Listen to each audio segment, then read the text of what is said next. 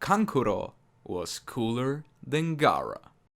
Now, hold on a minute. Before you slap me on Naruto Reddit and make fun of me, let me introduce myself. How's it going, everyone? My name is Vako, and I work as a professional artist. My main fields of expertise are character design and drawing manga, and here is why I think Kankuro was cooler than Gaara. Emphasis on the word was. Also, while I'm explaining, I'll be doing a neat little drawing so you have something to look at in the background. Picture this. It's somewhere around 2007 and 2008 when Naruto aired on Jetix in Europe. It takes my world and that of my classmates by storm, and soon enough, it's all we talk about. Well, that and whatever was happening in WWE back then. The Zabuza arc just finished airing, and it taught many elementary school kids that it is okay to cry, you're not less of a man for doing so. But another thing that the Zabuza arc gave us, besides a very valuable lesson, was a taste of what the actual ninja world is like. Brutal and unforgiving, we saw Elite Jonin duke it out, and honestly, two top-tier bad guy designs for both Haku and Zabuza. This was honestly an amazing introduction for what awaits us. So, after the Land of Waves, we're back in Konoha. When we get a little recap, everything is chill, it's all good, and then BAM! Kankuro is introduced, together with Themari, beating up little snot punk Konohamaru and his gang of snot-nosed children. I honestly can't tell you how much I hate Konohamaru, but that's a video for another time. Now, when I was a kid, I remember seeing Kankuro and being starstruck by his design. Way before it's been revealed he is from the Sand Nation, you could clearly see it just from his design alone that he is not from Konoha. And I'm not talking about the headband itself, I'm talking about his entire Egyptian-themed design. He looked so distinct, so exotic. And why is that? Well, starting from his cat design to his facial paint, this kid was dripped out, and probably the biggest and coolest motif of his character design was the addition of a literal mummy on his back. Now, back then, we didn't know better. For all we knew, this kid could have been carrying an actual dead person on his back who was mummified. That was pretty horrific. Who was that? Is it the last person he killed? What is going on with this dude? He made me want to watch even more to find out. Then Mr. Killjoy Sasuke comes along and stops him from hurting Konohamaru. Damn you, Sasuke, just another reason why I hate you. After that, Gaara makes his awesome and by this point iconic entrance where he made Sasuke shit his pants. Now, at first glance, Gaara alone did not do anything for me design-wise. Apart from his red hair, I did not get hooked by anything visually striking. His eyeshadows were cool, I guess, but I already saw Kankuro's much cooler and the wine red face paint. Gaara's gourd of sand was pretty interesting, but I couldn't really make out what it was the first time I saw it. As a kid, I didn't know what a gourd was, but I knew damn well what a mummy was. Yeah, I know, stupid kid, maybe that one's on me, so yeah, whatever.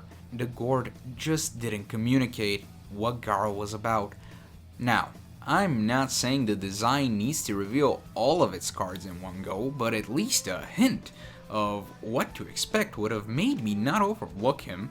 If it wasn't thanks to the reactions of the other characters around him, like Kankuro being scared of him and Sasuke not being able to detect him, I would have totally overlooked Gaara. Fast forward to the Chunin exams. We get the written test, which I love because as a kid, this only inspired me to cheat on every test in school and be a true ninja. Every character had a unique way of passing this test through trickery. Gaara had his third eye manifest from specks of sand, and Kankuro had, well, Kankuro was honestly far cooler. While I already deduced that Gaara's abilities are sand related, Kankuro gave me just enough of a clue for what his powers are to make me theorize even more without revealing the answer. You see, before the test started, candidates were scared into knowing that they will be watched by the tuning elites, and if anyone tries to cheat, they will be disqualified. That's a lot of pressure, and while everyone was sneaky and crafty, Kankuro was the ballsiest fucker in there. He gets up to go to the bathroom and is joined by one of the tuning guards just for us to find out that this guard is somehow working for Kankuro. Wait, what? The guard had a camera in his eye collecting information and giving answers to Kankuro.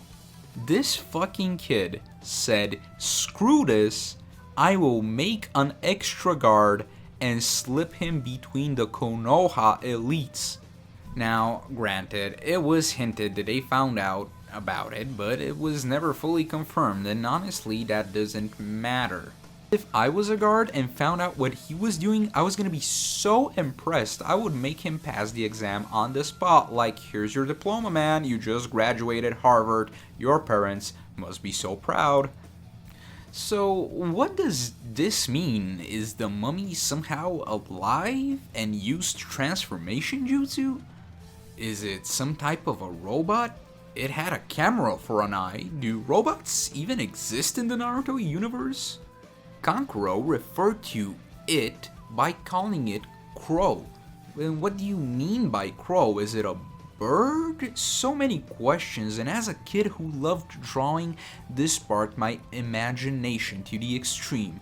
Needless to say, I was fully hooked. We fast forward to the Forest of Death, and what's a very interesting choice that Masashi Kishimoto made was showing Gaara's jutsu so early on. I would have thought that he would showcase Temari and Kankuro first and leave Gaara as a final surprise, but he didn't, and I respect that. Gaara was scary, no doubt, but the reason why I never found him as scary as I probably should have was because sand itself doesn't really make me scared. I like sand. I go to the beach. I enjoy digging holes and building castles, making poop meatballs and such. I've never associated sand with anything bad, therefore I couldn't really imagine what it would be like to get crushed by it. In my opinion, if Gaara were to absolutely bury you instead of leave your face when using sand coffin, it would have had a much greater effect on me. So the entire Forest of Death segment is done. We saw that Gaara can be a murderous freak, and I got blue-balled by Kankuro because I wasn't able to see his jutsu. When the exams progressed towards the tournament battles, a lot of people put Kankuro's battle in the lower end of the spectrum. And I do agree to some extent, but not because of Kankuro.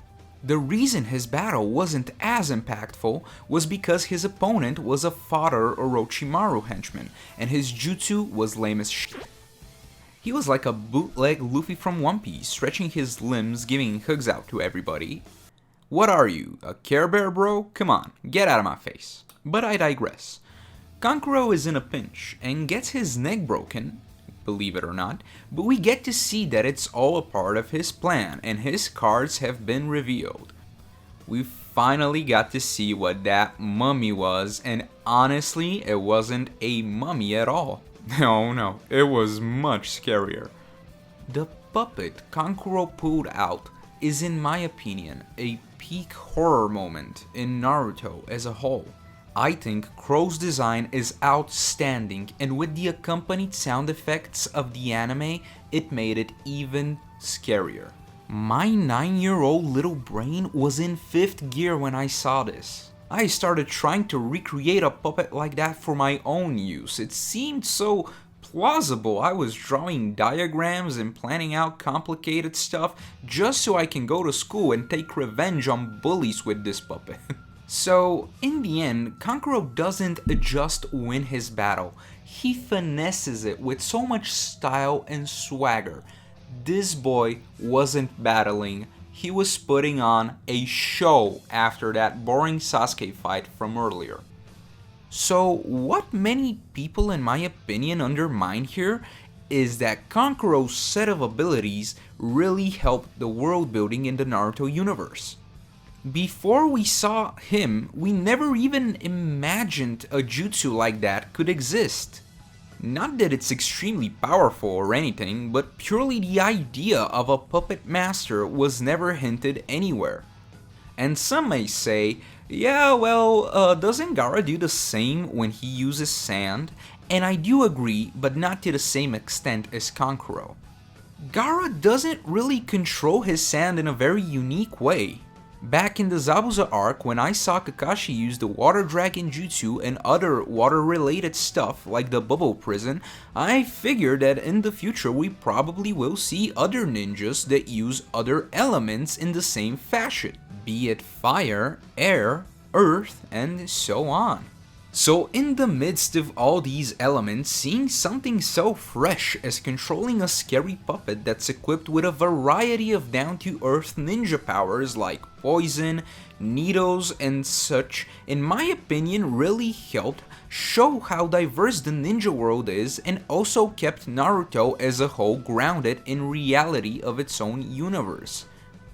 When the exam entered its finishing stages and the invasion of Konoha happened, Kankuro did have a cool fight with Shino, which I think was nice for both characters. In the long term, it didn't do much or anything, it didn't solidify a relationship between them, but I still enjoyed it nonetheless. It's the little things in Naruto that bring me joy. Then we get to the Sasuke retrieval arc and the Sound 4. And man, I'm gonna make a whole video about the Sound 4 and how beastly their designs are, but for now I'll just focus on Sakon and Yukon, which also happen to be my favorites from the whole group. Sakon and Yukon were terrifying. They were creepy and unsettling when in their base form, and when they hit the Cursed Mark transformation, they were as scary as the Grim Reaper Death Seal Jutsu the third Hokage used against Orochimaru.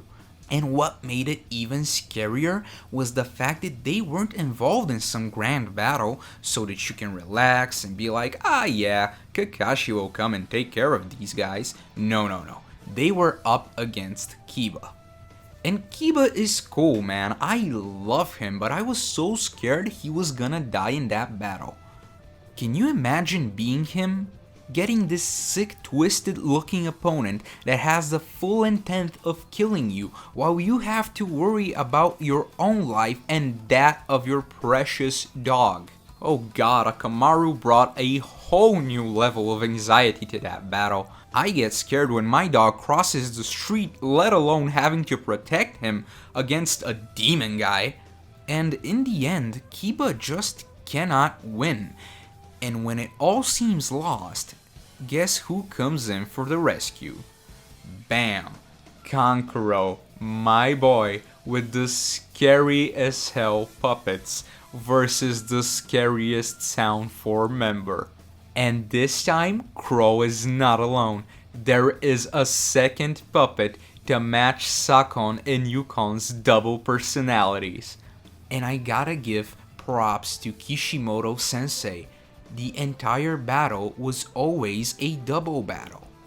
Well, I guess you could argue that Kankuro is like a third person, but anyway, ignore that. I just want to sound like a really smart anime YouTuber, okay? Okay. They battle it out a little bit, and Kankuro pulls out one of the coolest and classiest moves I've ever seen so far in Naruto. With his new puppet called Black Ant, he captures his opponent in a deadly coffin, and with Crow's limbs all having extendable blades coming out of them, he stabs the coffin from all angles, creating a deadly Iron Maiden. Now, if that's not the most gruesome and scary ass finish to a battle, I don't know what is. And that was it. That was the last time Kankuro was still relevant. With the manga continuing and having a billion characters to keep track of, I was not surprised when Kankuro slowly faded out of the entire picture, especially when Sasori was introduced. And it's honestly a shame. I truly believe Kankuro had a lot of things going for him and brought a lot to the table. And hey, even if this character went nowhere, his design will always be stuck in my mind and continue to inspire me to be creative with my own character designs as well, and for that, I am forever grateful. And that brings us to the end of our video. Now let's take a look at our finished drawing. Thank you guys so much for watching. If you enjoyed the video, I would greatly appreciate it if you obliterate the like button. If you want to see more videos in the future, be sure to click the subscribe and that fancy little bell icon. And if you want to follow my drawings on social media, you can do so at VakuDraws on Instagram, Twitter, and Patreon. Thank you for watching.